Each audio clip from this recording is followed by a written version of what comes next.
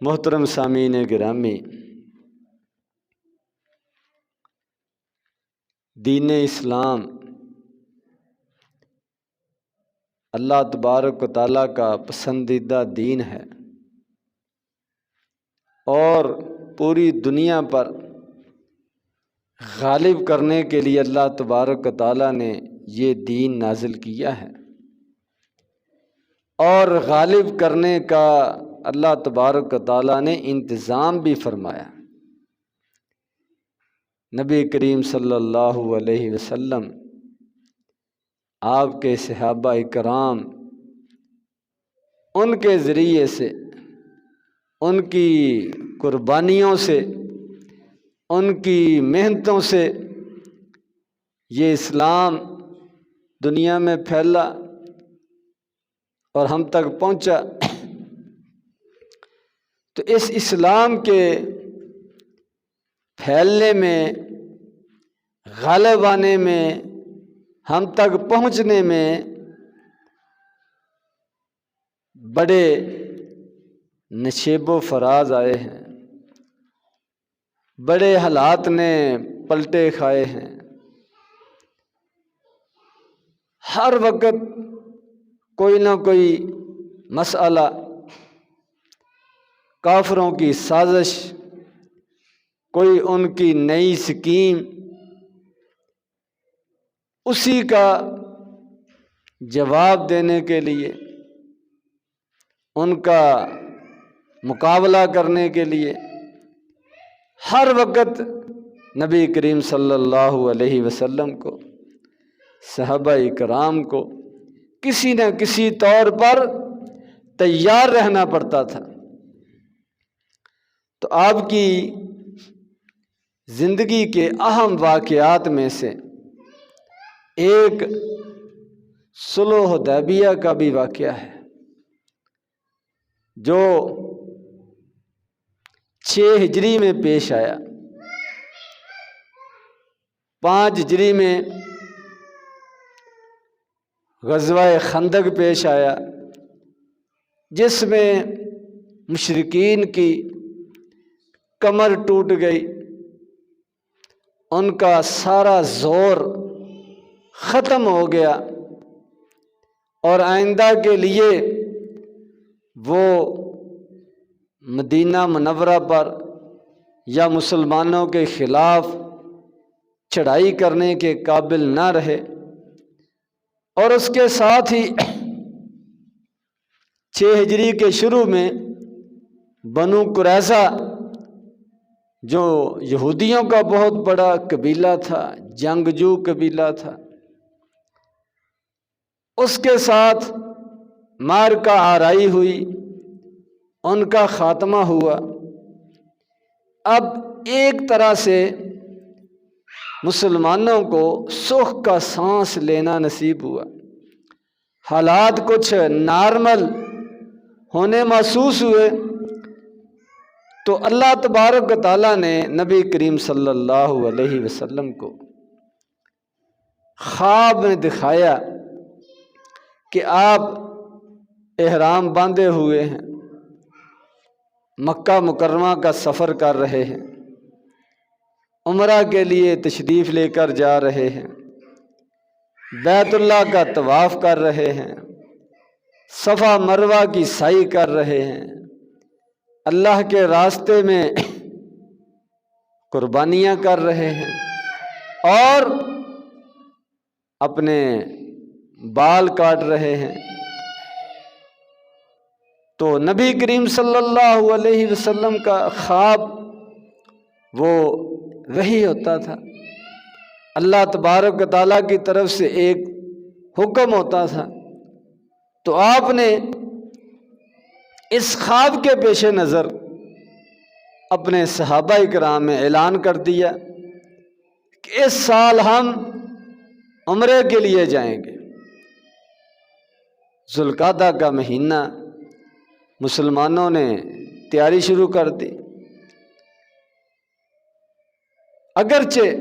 حالات نظر نہیں آتے تھے کہ مشرکین وہ مکے میں داخل ہونے دیں گے کہ نہیں ہونے دیں گے، اور واپس بھی آنے دیں گے یا نہیں آنے دیں گے، کیونکہ مکہ تو بہرحال مشرکین کے قبضے میں تھا، اور انہوں نے کبھی بھی یہ برداشت نہیں کرنا تھا کہ مسلمان جن کے ساتھ ہماری جنگ ہے،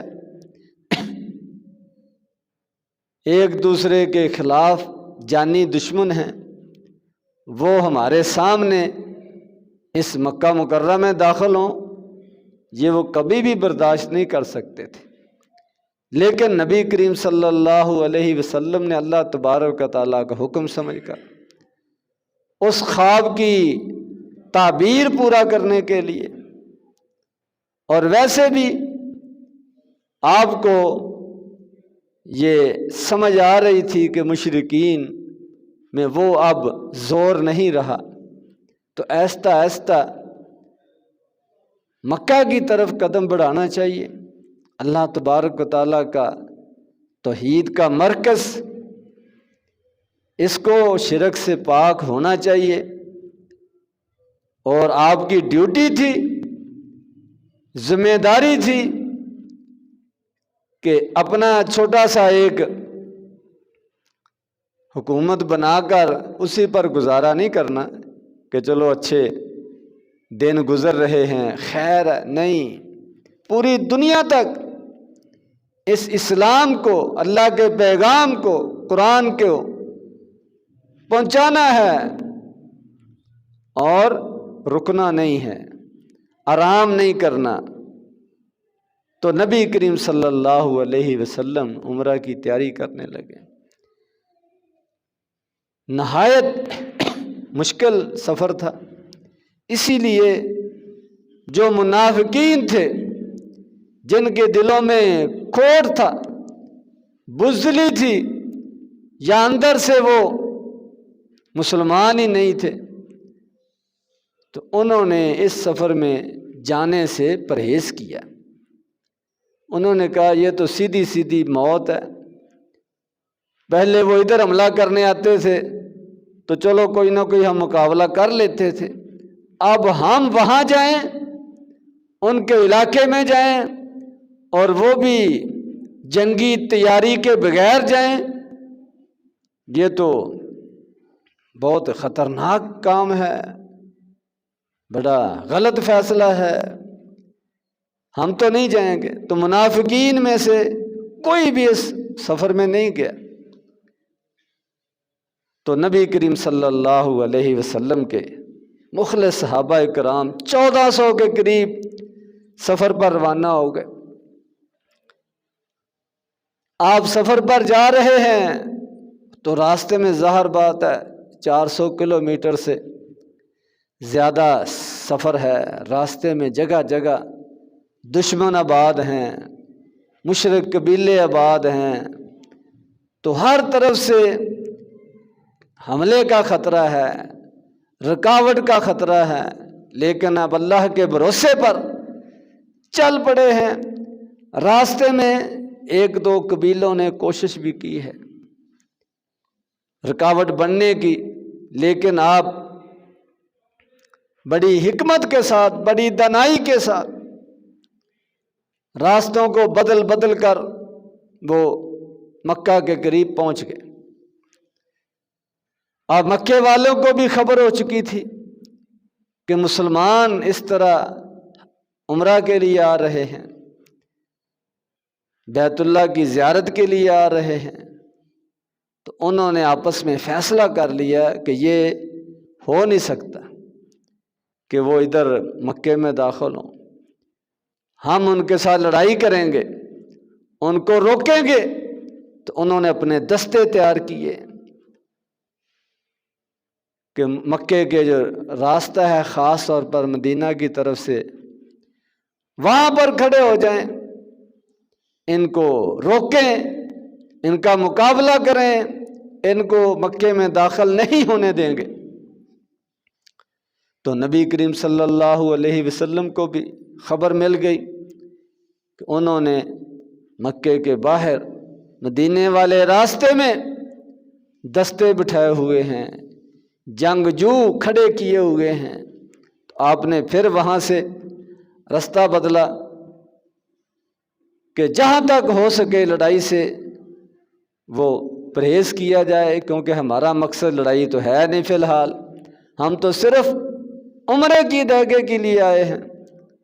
احرام باندھا ہوا ہے، قربانی کے جانور ساتھ لیے ہوئے ہیں، اور کوئی ہتھیار کھلے عام ظاہر نہیں کیا ہوا، تلواریں وغیرہ اپنے ساتھ دفاع کے لیے رکھی ہیں، لیکن ان کو بند کر کے رکھا ہوگا کہ کوئی یہ نہ سمجھے کہ یہ لڑائی کے لیے آئے۔ تو مکے کے باہر حدیبیہ کے مقام پر آپ نے پڑاؤ ڈال لیا کہ ظاہر بات ہے جب خطرہ ہے کہ اسی طرح ہم جائیں گے تو لڑائی ہوگی، اور انہوں نے تیاری بھی کر رکھی ہے۔ تو آپ کا ارادہ تھا کہ کسی طرح مذاکرات کیے جائیں، سمجھوتا کیا جائے، صلح و صفائی کے ساتھ عمرے کی ادائیگی کی جائے، لڑائی سے بچا جائے۔ تو اب آپ کے ساتھ قریش کے مذاکرات شروع ہونے لگے، اور آپ نے ان کو بتایا، وضاحت کی کہ ہم کسی لڑائی کے ارادے پر نہیں آئے، ہم آپ کے ساتھ لڑنا نہیں چاہتے، پیغام پہنچایا، بلکہ ان کو اشارہ کیا کہ مسلسل کئی سالوں کی جنگوں سے تمہاری معاشی حالت بھی گر چکی ہے، تمہارے بہت سے آدمی بھی قتل ہو چکے ہیں، اب تمہیں بھی کچھ نہ کچھ اپنے بارے میں سوچنا چاہیے کہ تمہیں کچھ سنبھلنے کا موقع ملے، کوئی اپنی بحالی کا موقع ملے۔ تو اس لیے ہم چاہتے ہیں کہ لڑائی نہ ہو، تمہارا بھی کوئی نقصان نہ ہو، ہمارا بھی نہ ہو، امن کے ساتھ ہم عمرہ کر کے واپس چلے جائیں اور بات ختم۔ تو قریش نے بھی آپس میں مشورہ کیا، کچھ سمجھدار لوگوں نے قائل کرنے کی کوشش کی کہ اگر وہ لڑنے کے لیے نہیں آئے، صرف عمرہ ادا کرنا چاہتے ہیں، تو ہمیں بھی خام خواہ وہ لڑائی کی جانا وہ کوشش نہیں کرنی چاہیے، تو کسی نہ کسی طریقے سے کوئی درمیانی راہ نکال لی جائے۔ تو ایلچیوں کا، سفیروں کا، قاصدوں کا وہ آمد و رفع شروع ہو گئی۔ نبی کریم صلی اللہ علیہ وسلم کی کوشش تھی کہ کسی نہ کسی طریقے سے صلح و صفائی کے ساتھ عمرہ ادا کر لیا جائے اور لڑائی سے بچا جائے، اور آپ نے پیشکش بھی کی، تو ان کو بھی سمجھ آ گئی۔ تو آخر وہ آمادہ ہو گئے کہ چلو کوئی معاہدہ کر لیتے ہیں، کوئی صلح کی طرف جو ہے ہم جھک جاتے ہیں۔ اور نبی کریم صلی اللہ علیہ وسلم نے جب یہ دیکھا کہ انہوں نے کچھ نرمی کا اظہار کیا ہے، تو آپ نے سیدنا عثمان رضی اللہ تعالیٰ عنہ کو مکہ مکرمہ کے اندر بھیجا کہ جا کر حالات کا جائزہ لیں اور گفتگو کو آگے بڑھائیں۔ تو وہ مکہ مکرمہ تشریف لے گئے، وہاں کے بڑے بڑے لوگوں سے ملاقات کی، تبادلہ خیال کیا، اور اپنے پروگرام کا بتایا، اور ان کو امن کے ساتھ، صلح کے ساتھ یہ سارا معاملہ حل کرنے کا ان کو کہا۔ تو وہاں پر سیدنا عثمان رضی اللہ تعالیٰ عنہ وہ لیٹ ہو گئے، وقت پر واپس نہ آ سکے، تو افواہ پھیل گئی یا پھیلا دی گئی کہ سیدنا عثمان رضی اللہ تعالیٰ عنہ کو شہید کر دیا گیا ہے۔ تو نبی کریم صلی اللہ علیہ وسلم کے لیے اب سوائے جنگ کے، سوائے مقابلے کے، سوائے بدلے کے اب کوئی صورت باقی نہیں رہی، کہ انہوں نے پہل کر دی ہے، ہمارا آدمی قتل کر دیا ہے، شہید کر دیا ہے اور دھوکہ دیا ہے۔ تو آپ نے صحابہ اکرام سے مشورہ لیا، سب نے، حالانکہ مسافر ہیں، بغیر تیاری کے ہیں، سب نے آپ کے ساتھ پکا عہد کیا، آپ کے ساتھ بیعت کی کہ ہم آپ کے ساتھ کھڑے ہیں، ہم یہاں قتل ہو جائیں گے، موت کو قبول کر لیں گے، بھاگیں گے نہیں۔ تو 1400 صحابہ اکرام نے آپ کی بیعت کی، لڑائی کے لیے تیار ہو گئے، بدلہ لینے کے لیے تیار ہو۔ اب وہ ان کو قریش کو پتہ چل گیا کہ یہ تو بڑے پختہ ہیں، بڑے پرعزم ہیں اور ڈرنے والے نہیں ہیں، بھاگنے والے نہیں ہیں۔ تو پھر ان کو بھی کچھ سمجھ آ گئی، عقل آ گئی، تو انہوں نے پھر حضرت عثمان رضی اللہ تعالیٰ عنہ کو بھیج دیا واپس، اور اپنا سفیر بھی بھیجا تاکہ بات انجام تک پہنچائی جائے۔ چنانچہ نبی کریم صلی اللہ علیہ وسلم کا ان کے ساتھ پھر معاہدہ ہوا، جسے صلح حدیبیہ کہتے ہیں۔ اس کی بظاہر شرطوں کے اندر وہ مسلمانوں کو نرمی دکھانی پڑی اور ان کی کڑی سخت شرطیں باتیں ماننی پڑی، لیکن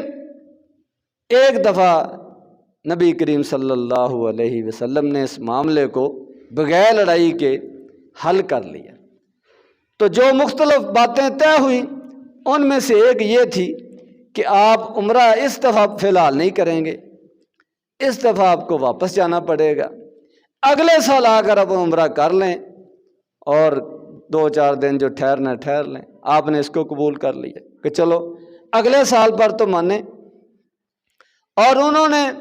ایک یہ معاہدہ کیا کہ آئندہ کے لیے فی الحال 10 سال تک ہمارے اور تمہارے درمیان جنگ بندی ہے،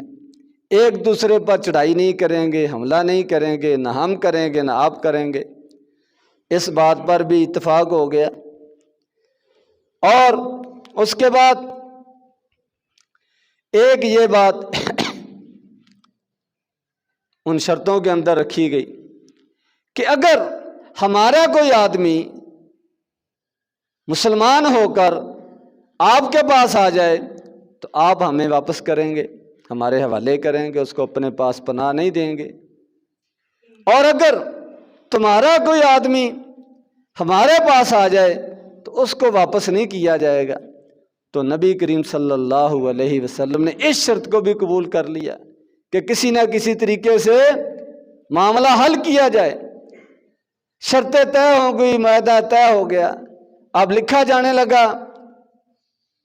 تو وہاں پر جب بسم اللہ لکھی تو اس پر بھی انہوں نے اعتراض کر دیا کہ بسم اللہ جو ہے یہ ہمارے ہاں رواج نہیں ہے، ہم تو اللہم بسمی کا لکھتے ہیں، یہ لکھو۔ آپ نے فرمایا کوئی بات نہیں، اللہم بسمی کا لکھ دو، وہ بھی لکھ دیا۔ اور معاہدے کرنے والوں کے نام لکھے جانے لگے تو محمد الرسول اللہ لکھا جانے لگا۔ وہ کہتے اسی بات کا تو جھگڑا ہے، ہم آپ کو رسول اللہ مانتے نہیں ہیں، محمد عبداللہ لکھو۔ آپ نے اس پر بھی آمادگی کا اظہار کر دیا کہ کسی نہ کسی طریقے سے معاملہ حل ہو جائے۔ نہایت مشکل حالات میں نہایت برداشت اور حوصلے کے ساتھ آپ نے معاہدہ کر لیا، حالانکہ بہت سارے صحابہ کرام وہ جذبات میں آ رہے تھے اور اس معاہدے کو اپنی ذلت سمجھ رہے تھے، کمزوری سمجھ رہے تھے۔ ان میں سب سے بڑھ کر حضرت عمر رضی اللہ تعالیٰ عنہ، آپس میں جو باتیں وہ تو علیحدہ ہیں، اس نے نبی کریم صلی اللہ علیہ وسلم سے ڈائریکٹ جا کر یہ بات کر دی کہ اگر ہم حق پر ہیں تو کوئی بات نہیں، مرنا تو ہے ہی، آج شہید ہو جاتے ہیں، لیکن یہ کمزوری نہیں دکھانی چاہیے، یہ اس طرح کی شرطیں نہیں ماننی چاہیے۔ آپ نے ان کو حوصلہ دیا، تسلی دی کہ کوئی بات نہیں، اللہ تبارک و تعالیٰ ہمارے ساتھ ہے۔ اللہ تبارک و تعالیٰ کی طرف سے یہ بنیاد رکھی جا رہی ہے فتح مکہ کی، مسلمانوں کی کامیابی کی۔ تو حضرت عمر کو فی الحال سمجھ نہ آئی، انہوں نے حضرت ابوبکر صدیق رضی اللہ تعالیٰ کو جا کر یہ بات انہوں نے بھی کہا کہ اللہ کے نبی صلی اللہ علیہ وسلم جو کر رہے ہیں کرنے دیں، اللہ اس میں خیر کرے گا۔ تو نبی کریم صلی اللہ علیہ وسلم نے واپسی کا فیصلہ کر لیا کہ معاہدے کے مطابق ہم واپس چلتے ہیں۔ اسی دوران مکے والوں کا ایک قیدی مسلمان ہو کر بھاگ کر نبی کریم صلی اللہ علیہ وسلم کے پاس آ گیا، تو مکے والوں نے فوراً مطالبہ کر دیا کہ شرطیں لکھی گئی ہیں کہ جو بندہ بھی مکے میں سے تمہاری طرف آئے گا واپس کیا جائے گا، اس کو واپس کرو۔ تو یہ بڑا نازک موقع تھا، لیکن آپ نے معاہدے کے مطابق اس کو بھی واپس کر دیا کہ معاملہ خراب نہ ہو۔ اس طرح نبی کریم صلی اللہ علیہ وسلم نے یہ صلح حدیبیہ کا جو معاہدہ ہے اس کو سر انجام دیا، اور واپسی کا پروگرام بنایا۔ فرمایا حرام کھول دو، قربانیاں کر دو اور واپس چلو۔ تو صحابہ کرام کا حوصلہ نہیں پڑ رہا تھا قربانیاں کرنے کا، بال کٹانے کا، احرام کھولنے کا، لیکن نبی کریم صلی اللہ علیہ وسلم نے جب پہل کی تو سب کو پھر یہ کام کرنا پڑا۔ تو اللہ تبارک و تعالیٰ کے فضل و کرم سے بغیر لڑائی کے، بغیر کسی نقصان کے مسلمان واپس آ گئے، لیکن اللہ تبارک و تعالیٰ نے اس کو فتح مبین قرار دیا، واضح کامیابی قرار دیا۔ جو مشرکین کل مسلمانوں کو کسی شمار میں، کسی گنتی میں نہیں لاتے تھے، کچھ سمجھتے نہیں تھے، آپ ایک میز پر بیٹھ کر برابری کی سطح پر مذاکرات کر رہے ہیں۔ گویا کہ انہوں نے مسلمانوں کے وجود کو، ان کی ریاست کو، ان کی حکومت کو تسلیم کر لیا۔ یہ بھی بہت بڑی کامیابی تھی۔ اور 10 سال کی جنگ بندی کا معاہدہ کر کے گویا کہ انہوں نے مسلمانوں کو دعوت کا کام کرنے کا، دین کو پھیلانے کا، دوسرے علاقوں میں جانے کا وہ فری ہینڈ دے دیا کہ اب جنگ نہیں ہوگی تو مسلمان جو مرضی کریں۔ اور نبی کریم صلی اللہ علیہ وسلم نے اس سے فائدہ اٹھایا۔ صلح حدیبیہ کے فوراً بعد آپ نے اس وقت کی جتنی حکومتیں تھیں، بادشاہ تھے، سب کو خط لکھے، اپنے آدمی بھیجے، وفود بھیجے۔ یہ اس صلح حدیبیہ کا نتیجہ تھا کہ آپ کو دوسری طرف کام کرنے کا موقع ملا۔ مشرکین کی طرف سے، کافروں کی طرف سے فی الحال خطرہ ٹل گیا، تو آپ نے دوسری طرف توجہ دی کہ اصل مقصد تو ہمارا دین کو پھیلانا ہے۔ تو فی الحال دوسرے علاقوں کی طرف، روم کی طرف، ایران کی طرف، حبشہ کی طرف، یمن کی طرف نبی کریم صلی اللہ علیہ وسلم نے خط لکھے، اسلام کی دعوت دی، ان تک اسلام کا پیغام پہنچایا، اور اسلام کی، اپنے دین کی جو حقیقت ہے وہ ان کے سامنے بیان کی۔ کسی نے قبول کیا، کسی نے قبول نہیں کیا، لیکن دوسرے علاقوں تک اسلام کا نام جو ہے یہ لیا جانے لگا۔ یہ صلح کا نتیجہ تھا۔ تو نبی کریم صلی اللہ علیہ وسلم کی زندگی اس اسلام کی، اس دین کی آبیاری میں، اس کی سربلندی میں ساری گزری ہے۔ کبھی کوئی صورتحال سے سامنا پڑتا تھا، کبھی کسی صورتحال سے سامنا پڑتا تھا، اور سب کے پیچھے مقصد یہ ہوتا تھا کہ اللہ کا دین یہ غالب ہو جائے اور مسلمان یہ غالب ہو جائیں، اور ان کے مد مقابل جو رکاوٹیں ہیں اسلام کے راستے میں وہ ختم ہو جائیں، اور مشرکین کو، کفار کو اور ملحدین کو، بے دین لوگوں کو، جاہل لوگوں کو سوچنے کا موقع ملے، ان تک اللہ کا پیغام پہنچے، اس پر غور و فکر کریں، اور جو اس راستے کو، دین کو اپنانا چاہتا ہے، اس کے راستے میں کوئی رکاوٹ نہ آئے۔ اللہ تبارک و تعالیٰ قرآن و حدیث کو سمجھنے کی، اس پر عمل کرنے کی توفیق عطا فرمائے۔ وآخر دعوانا ان الحمد للہ رب العالمین۔